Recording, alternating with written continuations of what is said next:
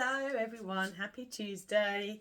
It's Katie here in Maidstone, here to talk to you today all about the second part of colour and style analysis, and we're doing style.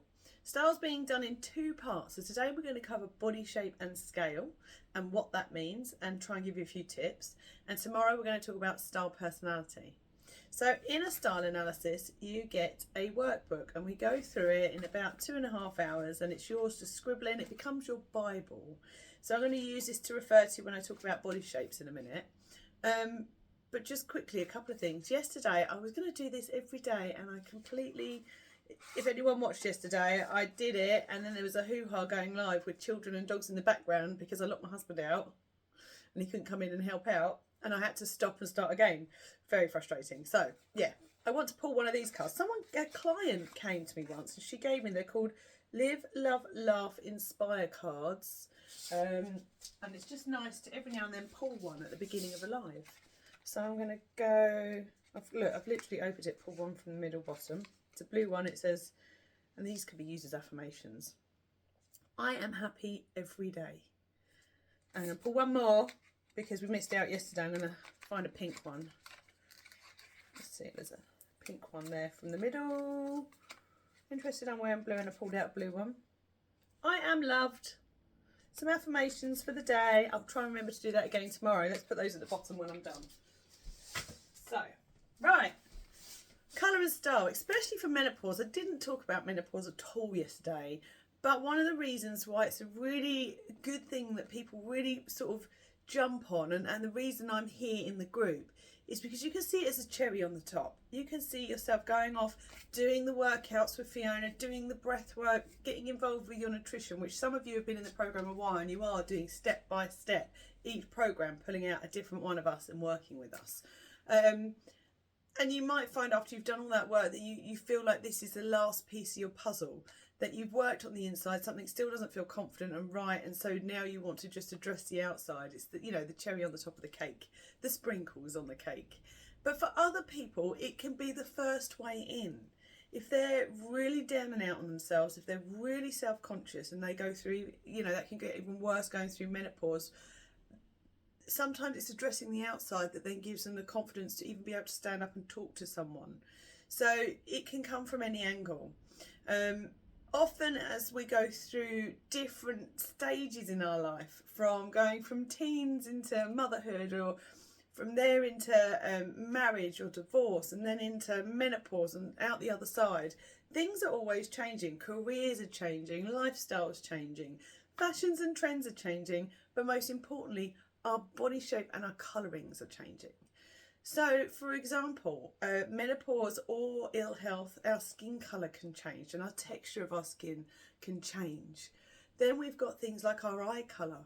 Not always, but again, in some cases, people's eyes can change if they go through medical issues and they have to take different drugs. It can change the colour of your eyes a little bit. And obviously, the most obvious and inevitable one is our hair colour. Whether we choose to continue dyeing it, whether we choose to let it go silver and gorgeous, which, it's fab that became a bit of a trend, but actually can help women look a lot younger. Not always, but sometimes it really helps make them a lot younger just by embracing those colour changes. But with those colour changes, as I said yesterday, colour is done with hair, skin and eye. And so therefore what once suited you may no longer work, and you're putting things on you used to love, but they don't love you back anymore. Equally, as I said, our body shape, even giving birth, our hips widen, and we don't always ping back to the same shape exactly as we were before. And so clothes are not sitting the way they were before.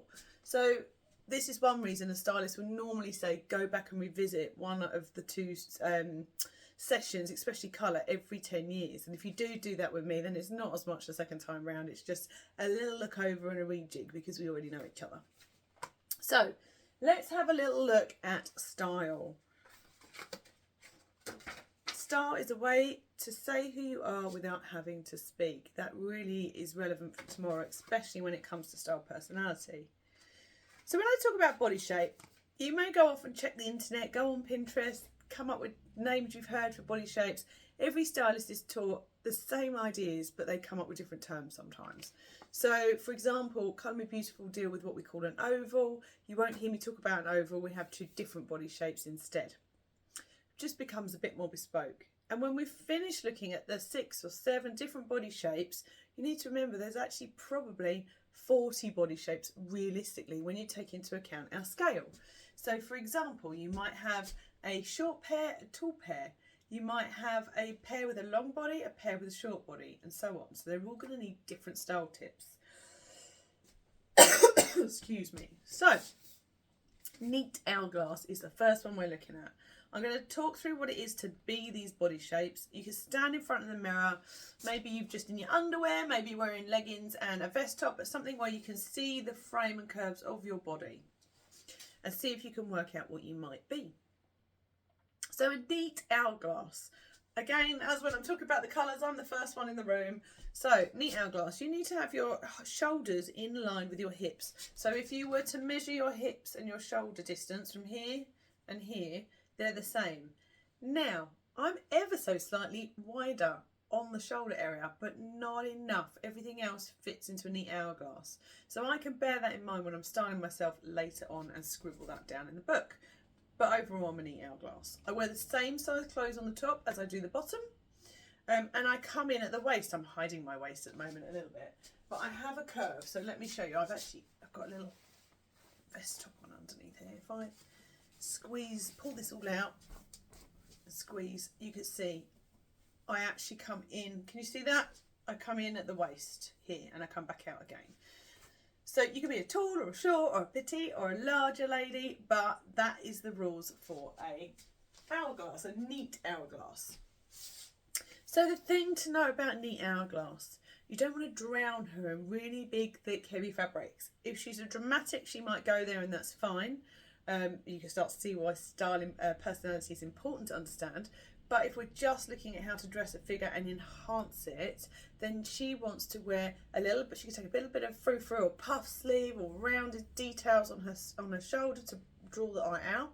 She can also do the same on the hips. So maybe she's wearing a peplum or a pair of trousers where the pocket sticks out. That's fine because she has some curves, but she doesn't come out too much. So she might want to enhance the waist by pulling these areas out. Equally, I've just round my figure. Look, you can't see what shape I am. I look a bit roundy and a bit podgy, maybe, would you say? But by simply tucking it in, you'll start to see my waist and hopefully my shape, which in turn is going to make me look slimmer than I did when the shirt was tucked out. I'm really shoving that in there. So now, if I stand back, you can see where I come in at my narrowest point. So it's all about highlighting the narrow points and not highlighting the wider points. We'll talk about half tucks and so on in a minute and why they're a good thing to do if they're right for your body shape. So they don't want to drown themselves. They like floaty fabrics. They can keep things close to their body and they can enhance their shoulders to make them look more curvaceous. They want to avoid boxy, heavy things. So next up we have what we call the full hourglass. The full hourglass is similar. They wear the same size on top as they do the bottom. The hip and shoulder distance are the same distance apart, roughly, and they come in at the waist. However, they come out more at the shoulders, come out more at the hips, and they come in more at the waist. So think Nigella off the telly. I forgot to mention with a neat hourglass, she has a neat bust and a neat bottom. So the bottom sticks out, the boobies stick out, but they're neat, they're small, there's not a lot going on there, but they are there. With a full hourglass, she is bigger busted and a bigger bottom. She has some fabulous curves. So in this case, we don't want to be over egging her shape. We don't want extra frou-frou on the shoulders. We don't want extra detail on the hips because she's already coming out enough. We want things like bodycon dresses, things that fit well. Now, when it comes to the tummy, there are different ways of hiding it, but she's going to look better when she's pulled in at the waist, highlighting that waist, whether it be the start of the jean to the top, whether it be one full colour with a belt highlighting the waist. You're going to want to pull her in and show off that waist. Now, often people say to me, but I've got a tummy and I don't like it and I need to hide it. And I understand that. Even as a neat hourglass, I have my moments where I put things on and I think, gosh, I look pregnant. What am I going to do about it? The half tuck is a really good one here. The half tuck is hiding and disguising that tummy while still highlighting the waist, showing off that figure. If you're a little bit on the short side, it's also really helping to elongate the leg. My leg starts here, but visually to your eye, my leg starts here. So I've already added so many inches here, and then I'm only wearing slippers. Let me pull the camera down. So I'm only wearing slippers, so you can see my trousers stop. So your eye is seeing my leg as being this length from here all the way down to the bottom of the jean, and it stops where the shoe starts. But if the shoe was the same colour as the trousers, your eye would go from here to the tip of my toe and visually making you look like you had longer legs or more height. Little tips and tricks you take as you go through style analysis. So these ladies look better in stretchy, floaty, soft fabrics. Again, if you put them in big, boxy, heavy things, it's going to make them look bigger. Neat hourglass might not mind looking a bit bigger. A full hourglass probably doesn't want to look bigger. I have a friend who's a full hourglass, and she always tries to hide herself in big, boxy things, and it's such a shame because she has some fabulous curves. She needs to learn to show off better. So next up we have a pear. This is another curvy lady. But this time she has a narrower point to the shoulders and then a wider point to the hips. So when she stands in the mirror, she's wider on the bottom half. She wears a smaller size item on the top, a larger size on the bottom. She'll struggle to find dresses because she's probably a 10 or a 12 on the top, and then she could be a 14 or a 16 on the bottom. So if she buys a dress for a 14 to 16, which is going to fit her around here, she's going to have too much going on the top and not feel like it's fitting very nicely. Curvy hips, a defined waist and a small bust. She wants to show off the top half. So as I'm doing today, I'm wearing pattern and colour and interest on the top half of my body, which is drawing your eye up, and then wearing a darker colour on the bottom. This is a perfect outfit for a pear. So she doesn't have any frou-frou, no hips, no hip detail, no pocket sticking out. The boot cut and flares are absolutely fine on her, and keeping it soft and floaty on the bottom half is great too. But she wants to keep all the detail and fun on the top to help balance her out. So what we're trying to do is we're trying to fit into that sort of hourglass figure. Now, this is a figure that is seen across the world as a really, especially in Europe, as a really flattering shape. And this is what we're aiming for when we're balancing. So we're talking about balancing someone out. So you could argue the pear is a little bit more bottom heavy and so wants to look a bit bigger on the top to create that effect. Now, I don't know this for a fact, but the only reason I can really understand us being drawn to that figure, that shape, is as a female, we are designed to have babies and give birth. And so therefore our bust gets bigger during childbirth, our hips come in and our waist comes in and our hips get wider, especially through childbirth. These are all natural, things that we do in life, having babies and procreating. So it's not an answer, it's just my thought on the matter. So we're all heading towards balancing our frame out in the style of an hourglass. So that's the pear, soft and floaty. She can go a bit more boxy on the top. So for example, if she liked corduroy, she could go for a corduroy cropped jacket that finishes at a narrow point, highlighting the narrow point, but she wouldn't want to go for all that detail on the bottom half, that thick, heavy, chunky fabric on the bottom half. She would go for maybe a more stretchy jean, for example. Next up we have what we call our strawberries. You have a strawberry figure if you have shoulders wider than the hips, so we're kind of opposite now. If you were talking about triangles, the pear is more of the inverted triangle. No, the triangle, and the strawberry is more of an inverted triangle, but they're not called these because triangles are hard and straight. We tend to use them for men, and women are softer and curvier. So we've got a strawberry. So the shoulders have to be wider than the hips, and they have a bigger size top half, so they tend to have a bigger bust. They have a curvy bust and wear bigger size on the top, smaller size on the bottom, and they have a straight, neat rib cage. They can have a curvy tummy as well. So their style goals are to keep it darker and plain on the top half, so the opposite, and then they can take their pattern and all the interest on the bottom half. Wide leg trousers, pocket details, colour on the bottom half, lighter on the bottom half. But they want to go darker, plain and simple on the top half. Soft, floaty fabrics on the top half. you know, covering all those curves in the nicest way possible. The thing with curves is if you put something boxy on them, it's just going to look bigger. You want to show off the curves and enhance the best bits. Next up we have our rectangles.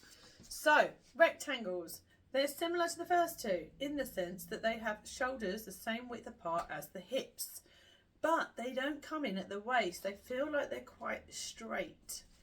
Typically they don't have much in the bust and bottom area. They'll have a flat bottom that doesn't stick out. Occasionally, like me with my slightly wider shoulders, you could have a bust, but typically they don't have that much of a bust. So, hips aligned with shoulders, wear the same size on the top as I do the bottom half, have little definition between the hips and the waist, have a small to average bust, and have straight, neat hips and bottoms.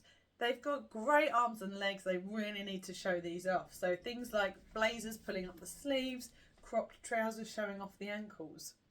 They're going to be better in stiffer fabrics. If you put soft and floaty fabrics on them, it's got nowhere to go, nothing to show off, and will just fall straight. But if you have a fitted shirt that comes in slightly at the waist, it's going to give the impression of a waist. If you have a peplum detail on a jacket, it's going to give the impression of a waist. And just generally, stiffer fabrics are going to look great on them.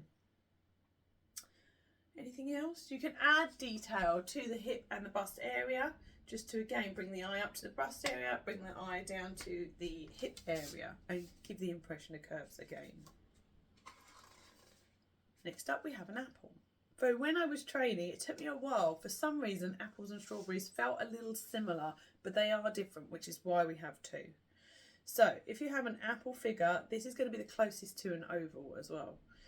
You have a rounded shoulder line, so you can see I have quite a bit of definition to my shoulders, but if you feel like yours slope very much downwards and you don't have much definition, you could be an apple. You have fullness around the middle area, and then you have great legs. These ladies, if I say something about their figure, they go, well, I've got great legs, or I used to have great legs, and I always get comments about my legs. And they have a flattish bottom, so they do have curves, but they also have the flat bottom too.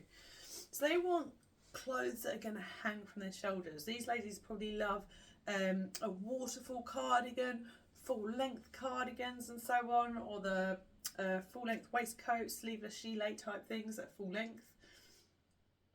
Drapey soft fabrics again, and then breaking their body up to disguise their midsection. What I mean by that is, so if they like a straight top and the bit pattern here, breaking yourselves up into thirds, maybe a clot or a cropped trouser, for example. Got a tickly nose. Bear with me, I'm just going to grab a tissue.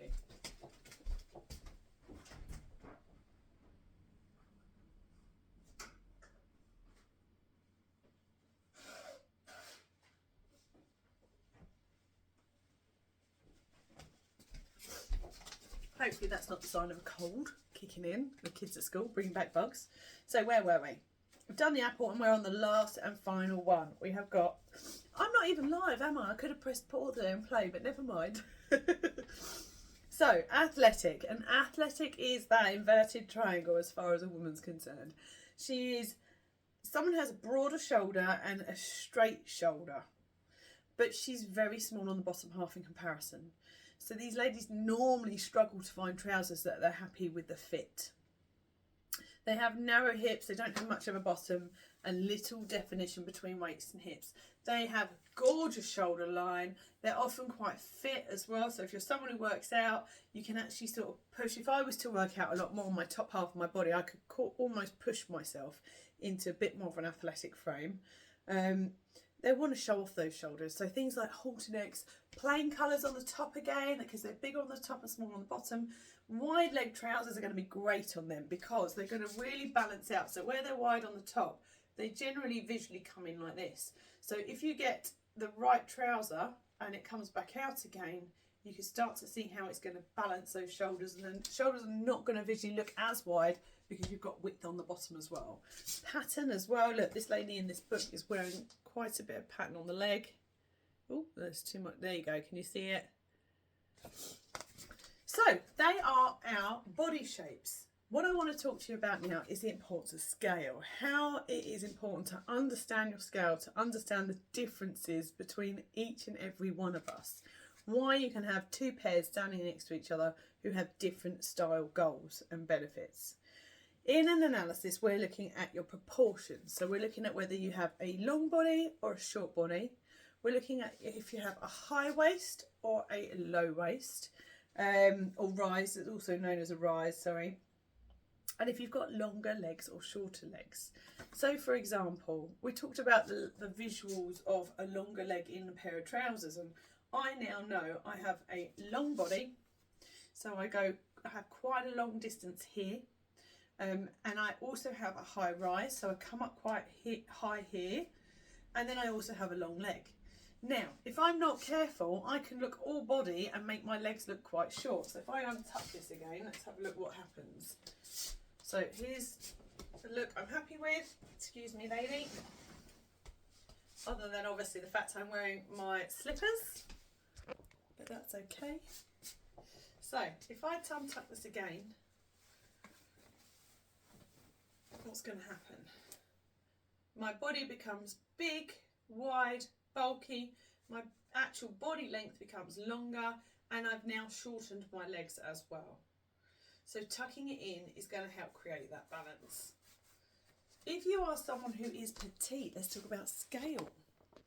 Scale is really important. So we're not just looking at proportions, we're looking at scale. If you have two neat hourglasses, I'm 5'8", so I'm quite a tall, and plus I'm a dramatic. So I'm a tall, neat hourglass who stands out in a crowd. I can take medium size bag on my frame. Would you agree that looks like that fits well? And I can take a bigger bag. Now the bigger bag, I feel, is going to make me look a bit smaller. And on a bloated day, that's great, I can take it. But if I was a neat hourglass and I was a petite, that is 5'4" and under, this bag is going to drown me and make me look a lot smaller. So I would be better off in the medium-sized bag, or even a smaller bag, depending on what you're doing and taking with you. Quite often this gets used with another bag walking around the airport. But can you see, this small little bag is going to make me look bigger than I am, potentially. So we're looking at the scale of items, whether it be your jewellery, whether it be the bags, and whether it be the belts. And belts are interesting because, again, understanding your body shape, you're going to understand better whether or not you should even wear a belt. So in the case of a rectangle, arguably, depending on her size and proportions, she may, if she's slender, get away with creating her curves by adding a belt detail. Already, visually, look what that's done to my frame. It's drawn me in. It's a really small belt, and I have more height to me, so I can take more belt. Let's go for this one. The colour is also impacting here. So by going for a bolder colour, I'm drawing the eye in again and highlighting the waist even more than I did before. But I've also gone for a medium-sized belt, which I can take. And I could even take a wider belt, but I haven't got one here at the moment. So consider scale, consider proportion, understand your body shape. The last thing I want to mention, make sure I've remembered everything. I didn't bring it with me. The last thing I want to mention, we talked a lot about fabric choices. When we're looking at your body shape, we're looking at whether you're better in a softer, floaty fabric, and you would have heard me say that through those different body shapes. If you imagine you've got a ball and you imagine you've got a box, it's Christmas coming and we've got to wrap this ball and we've got to wrap the box, okay? And we have silky scarf, beautiful silky scarf, and we have some wrapping paper. Which of those materials is going to wrap which shape better? If you think about it, if you try and put that brown paper bag on the ball, it's going to be a job and a half, and it's going to come out looking all wrinkled and not very smooth. It's not going to look great. Equally, if you take the silky scarf and you try and place it around that box, it's going to shift and move, and you're going to have a nightmare keeping it still to try and get that real neat finish on that box. But if you put the silk scarf on the ball, it's going to effortlessly go over those curves, wrap really easily. And then if you take the wrapping paper and you pop it around a box, it's going to fold neatly and beautifully and make a beautiful finish. So these are things to think about with our body shapes. If you are an athletic, if you are a rectangle, if half your body is more flat and straight, then consider those stiff fabrics. But if you are more curvaceous, if you've got a great bust, if you've got a great bum, if you've got a waist, show it off. If you've got a tummy to go along with it, think about the tips and tricks. We've got fantastic underwear. Back in the day, I used to love watching Trini and Gokwan. And Gokwan was massive influence on women on thinking about that underwear. And we've come a long way. There's so much choice. You just have to walk into a large Marks and Spencer's to see a range of all sorts of different types of underwear. And all those ladies are there to help. So don't ever feel embarrassed. I also recommend, on the note of underwear, getting a bra fitting. I did a consultation with someone on Zoom the other day, and we were doing did we do style or colour? I think we did colour, but we were talking about a dress that this lady was wearing, and she put the dress on, and she's in the group, so she'll know who she is. But I said to her, whilst you've got this beautiful dress on, have a look, go to the mirror and just pull your bra up like this. And as she did it, it lifted her bust up, showed off her waist more, and just added youth to her whole figure. Now, often when I'm doing, or always when I'm doing a style, I will, and I didn't do mine on purpose, I will do this to ladies' bras. And if it's coming up and down with ease like this, or up by her ears, that's not good enough. The bra has either lost its stretch or it wasn't the right size to start with. Tighten up those bra straps and make sure you've had a really good fitting. So Marks and Spencer's do have a service. I've been always lucky there, but a lot of stylists don't rate the Marks and Spencer's bra fitting service. They have a great range of products though. They do have a great range of bras. Bravissimo, either in store or online, you can do an analysis and they will guide you through a bra fitting service. Sounds funny, it sounds like not something to be scared of at all. There's a bit of measuring yourself this way, there's a bit of bending over and measuring yourself this way as well. But it's really important, and bras, typically if you're wearing the same bra or 2 or 3 bras regularly in a week, they are going to lose shape. So every 6 months you need to think about a new bra, unless you have a lot, in which case they're going to last longer because you're rotating a bigger collection.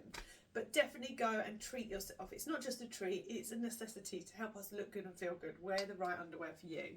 If you struggle with pants and knickers and finding a right shape that's comfortable on you, understanding your scale and proportions is really interesting. I know I'm a high rise. I know a midi or a low rise or a boxer short is going to sit all the way down here, look really weird, sit halfway down my bum cheeks, I'll be forever pulling them up. So I always make sure I go for a high rise because I know they're going to fit comfortably as well as looking better as well. So really understanding your proportions will help, and getting a bra fitting is important. If you cannot get to a Marks and Spencer's or a Bravissimo, the best place you can really go, if you're in Kent, you want the Bra Boss, she's in Faversham. If you're not, you want to go to a boutique. These ladies work day in, day out with women and bras. They've seen everyone in all shapes and sizes, so don't feel embarrassed or awkward. They really know their stuff. They measure the way you're supposed to be measured, unlike a lot of the high street stores, so they're going to get it better for you. Also, like with clothes, bra cups come in different shapes and different sizes, and there's a very good reason. All our boobies are not just different sizes, but in fact different shapes as well, and they sit different on our body. So by going for a bra fitting, you may be better in a balcony, or better in a t-shirt, or better in a sports bra. They will be able to guide you through that. A lot better than Marks and Spencer's most likely as well. So we've talked about body shape, we've talked about scale, we've talked about proportion, we've talked about underwear. I think that's everything from me today. If you need any help, you want to reach out and have a free style breakthrough call with me. They're completely free. You don't have to book anything. It's 20 minutes to half an hour where I ask you a bunch of questions. I get to know you. I see if I can give you any tips on the way. And if for some reason you feel like you want to move forward and work with me, we can see what that looks like. And if we're not a good fit, that doesn't matter. That's absolutely fine. But I am all up for sitting and having a cup of tea and a chat with you if you would like a free style breakthrough call. I will drop a link later on today in the group for my Calendly link. Even if you book a date and it's not a date we can do, once you're booked in, I'll have some details and then I can ring you and we can rejig the dates and times that suit the pair of us. Thank you for watching. Drop me a comment, say hello, let me know you've watched, and I will speak to you all tomorrow about style personality. It's going to be fun. Bye for now.